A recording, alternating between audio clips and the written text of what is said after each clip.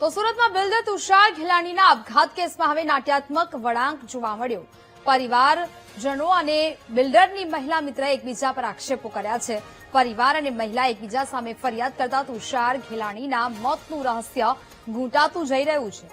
પરિવારે મહિલા મિત્ર બ્લેકમેલ કરતી હોવાની ફરિયાદ નોંધાવી છે। મહિલાની ધમકીઓથી કંટાળીને આપઘાત કર્યો હોવાનો પરિવારે દાવો કર્યો છે। તુષાર ઘેલાણીની મહિલા મિત્રએ આપઘાત નહીં હત્યા હોવાનો આક્ષેપ કર્યો। તુષારનો પરિવાર માત્ર પૈસા માટે સંબંધ રાખતો હોવાના આરોપ લગાવાયા છે। મહિલાએ પણ તુષાર ઘેલાણીના પરિવાર સામે અરજી નોંધાવી છે।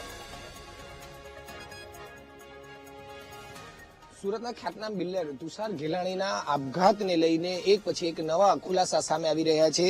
તુષાર ઘેલાણીના પરિવારે એક મહિલા તુષાર ઘેલાણીને બ્લેકમેલિંગ કરતી હોવાના આરોપ સાથે સુરત પોલીસમાં એક અરજી કરવામાં આવી છે, જેમાં તુષાર ઘેલાણીને રૂપિયાથી લઈને અનેક બાબતે તેઓને બ્લેકમેલિંગ કરી રહ્યા હતા, આવા ગંભીર આરોપો લગાવવામાં આવ્યા છે। અને આ મહિલાના બ્લેકમેલિંગના કારણે જ તેઓએ આ પ્રકારનું કૃત્ય કર્યું હોવાનું જે છે તે જે તુષાર ઘેલાણીના પરિવાર જે છે તેમની દીકરી જે છે તેમણે ઉમરા પોલીસ મથકમાં અરજી કરી છે।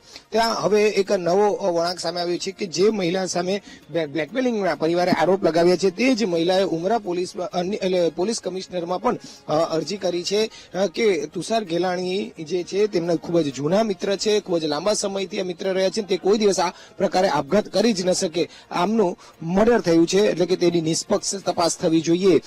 જે રીતે તેમનો સ્વભાવ હતો તેને લઈને આ પ્રકારનું કૃત્ય ન કરી શકે। આ જ મહિલા જે છે તે તેમના અંગત મિત્ર હતા અને તેમની સાથે છેલ્લા ઘણા સમયથી તુષાર ઘેલાણીના પારિવારિક જેવા સંબંધો રહ્યા હતા।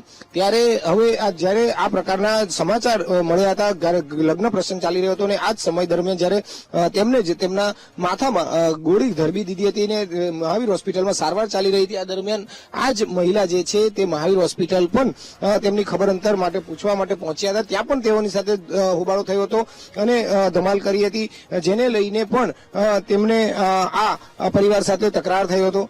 પરિવારે મહિલા સામે ગંભીર આક્ષેપ લગાવ્યા છે, ત્યારે બીજી તરફ મહિલાએ પણ આ જ પરિવાર સામે ગંભીર આક્ષેપ લગાવ્યા છે કે તુષાર ઘેલાણીનું જે રીતે મૃત્યુ થયું છે તેમાં પોલીસ દ્વારા નિષ્પક્ષ તપાસ કરવાની માંગ કરાઈ છે। તમામ જે સંયોગિક પુરાવા જે છે તેનું પણ તેમને નિરીક્ષણ કરવા દેવામાં આવે તેવી માંગ કરી છે અને આ આપઘાત ન હોઈ શકે, તેની પાછળનું શું કારણ હોઈ શકે તે જાણવા માટે તટસ્થ તપાસની માંગ મહિલાએ કરી છે અને પરિવાર પર પણ તેઓ ગંભીર આરોપ લગાવ્યા છે।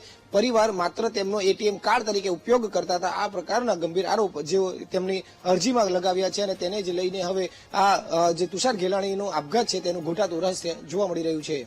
કેમેરામેન દેવેશ સોલંકી સાથે ધ્રુવ સોમપુરા, વીટીવી ન્યૂઝ, સુરત।